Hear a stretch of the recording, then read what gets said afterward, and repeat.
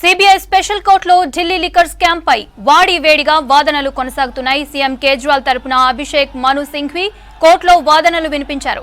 అన్యాయంగా sitting Delhi CM Kejriwal ముఖ్యమైన మంత్రులను ఈడీ అరెస్టు చేసిందన్నారు.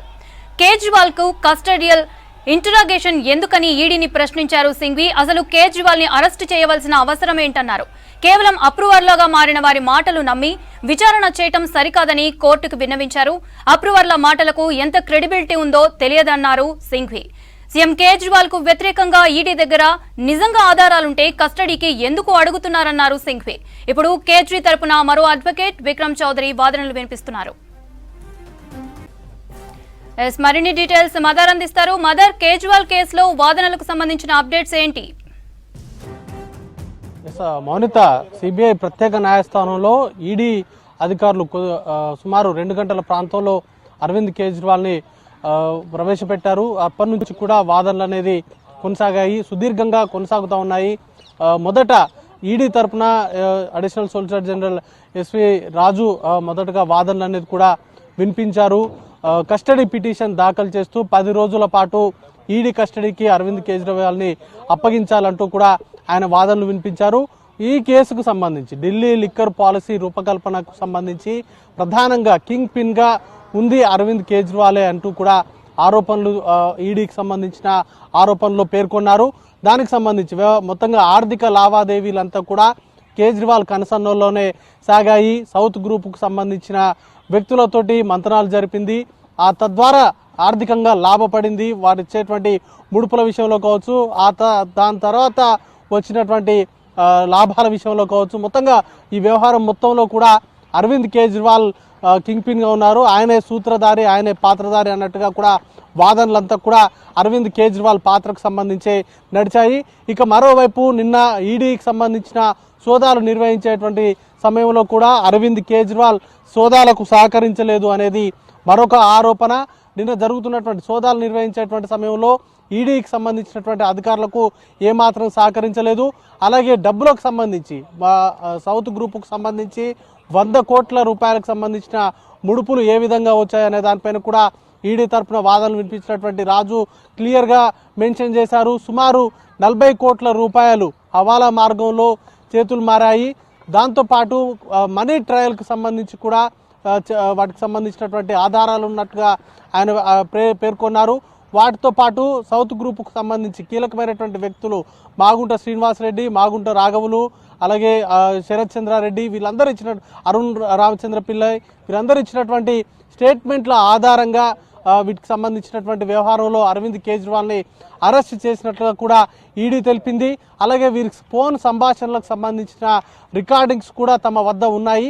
ఆ ఆధారాల మేరకే తప్పు చేశారు కాబట్టి అరవింద్ కేజ్రీవాల్ని అరెస్ట్ చేసినట్టుగా కూడా దాంట్లో పేర్కొన్నారు. సెక్షన్ 19 ప్రకారము ఆయన అదుపులోకి తీసుకున్నట్టుగా ఇప్పటికే ఈడీ అధికారులు సిబిఐ న్యాయస్థానం ముందు వాదనలు అనేది కూడా వినిపించారు. అయితే దానికి ప్రతిగా కేజ్రీవాల్కు సంబంధించినటువంటి న్యాయవాదులు 3 వాదనలు అనేది కూడా వినిపిస్తూ ఉన్నారు. మొదట అభిషేక్ మను సింఘ్వి వాదనలు వినిపించారు.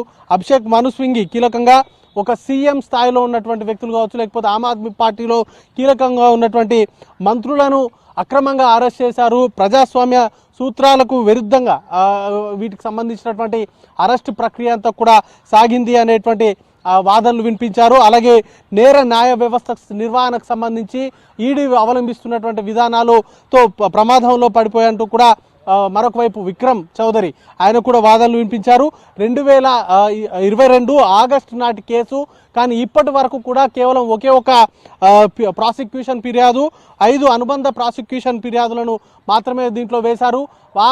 ఛార్జ్ షీట్లలో కూడా ఎక్కడ కూడా అరవింద్ కేజ్రీవాల్కు సంబంధించి ఆయనను నిందితుడిగానో లేకపోతే అనుమానితుల జాబితాలో కూడా చేర్చలేదు. కానీ ఇప్పుడు ఏకంగా నేరానికి అంతటికి కూడా ఆయనే కారణము అంటూ ఆయన్ని అరెస్ట్ చేయడము ఎంతవరకు సమంజసం అంటూ కూడా ఆయన ప్రశ్నించారు.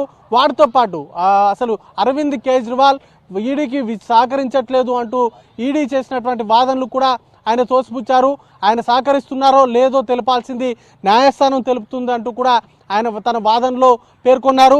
అభిషేక్ మను సింఘ్వి కూడా కీలకమైనటువంటి అంశాలను లేవనెత్తారు.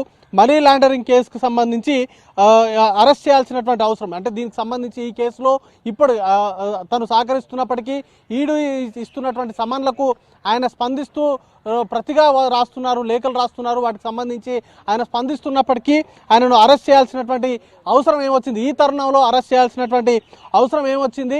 దాంతోపాటు ఇప్పటి వరకు ఈడీకి సంబంధించి వాదనల్లో ఒక్కదానికి కూడా కాంక్రీట్ ఎవిడెన్స్ అనేది లేదు. కేవలం అప్రూవర్స్గా మారినటువంటి వారు ఇచ్చినటువంటి కన్ఫెషన్ స్టేట్మెంట్స్ మాత్రమే ఆధారంగా చేసుకొని ఈడీ ఆరోపణలు చేస్తుంది తప్ప ఈ కేసులో ఇప్పటివరకు అరవింద్ కేజ్రీవాల్కి సంబంధించి ఏ ఒక్క ఆధారాన్ని కూడా ఈడీకి సంబంధించినటువంటి అధికారులు చూపెట్టలేకపోయారు. కేవలం రిమాండ్ కోరుతూ వేధించేటువంటి ప్రయత్నాల్లో భాగంగానే ఆయన అదుపులోకి తీసుకుంటున్నారు అనేటువంటి వాదనలు కూడా చెప్పారు. అలాగే అప్రూవర్స్గా మారినటువంటి వ్యక్తుల స్టేట్మెంట్ను నమ్మాల్సిన అవసరం లేదు అనేటువంటి వాదనలు కూడా ఆయన చేశారు. మరోవైపు రమేష్ గుప్తా కూడా దీనికి సంబంధించి అరవింద్ కేజ్రీవాల్కి సంబంధించి ఆయన కూడా వాదనలు ప్రస్తుతానికైతే నడుస్తూ ఉన్నాయి. మొత్తంగా అరవింద్ కేజ్రీవాల్ అరెస్టును అలాగే వారి కస్టడీకి ఇవ్వాల్సినటువంటి అవసరం లేదు అనేటువంటి వాదనలే నడుస్తున్నాయి. అక్రమంగా అరెస్ట్ చేశారు, కేవలం రాజకీయ దురుద్దేశాలతోటే అరెస్ట్ చేశారు అనేటువంటి అంశాలను కూడా కోర్టు ముందు అయితే ఉంచుతున్నారు. సో చూడాల్సి ఉంటుంది. మరి కాసేపట్లోనే వాదనలు ముగిసిన తర్వాత కోర్టుకు సంబంధించి ముఖ్యంగా మ్యాజిస్ట్రేట్ కావేరి ఎలాంటి నిర్ణయం తీసుకుంటారనే దానిపైన మరి కాసేపట్లో ఒక క్లారిటీ అనేది కూడా రాబోతా ఉంది. ఇప్పటికే 10 రోజుల కస్టడీ, ఈడీ కస్టడీ అనేది కూడా ఈడీ అధికారులు కోరుతా ఉన్నారు. కాబట్టి వారు కోరినట్లుగా 10 రోజుల ఈడీ కస్టడీకి ఇస్తారా, లేకపోతే 7 రోజుల కస్టడీకి ఇస్తారా, లేకపోతే వీరు అడుగుతున్నట్లుగా కస్టడీ క్యాన్సిల్ చేయాలంటూ కూడా వారు కోరుతా ఉన్నారు. కాబట్టి దానిపైన మరి కాసేపట్లోనే ఒక నిర్ణయం అయితే బయటకు వచ్చేటువంటి అవకాశం ఉంది మోనిత.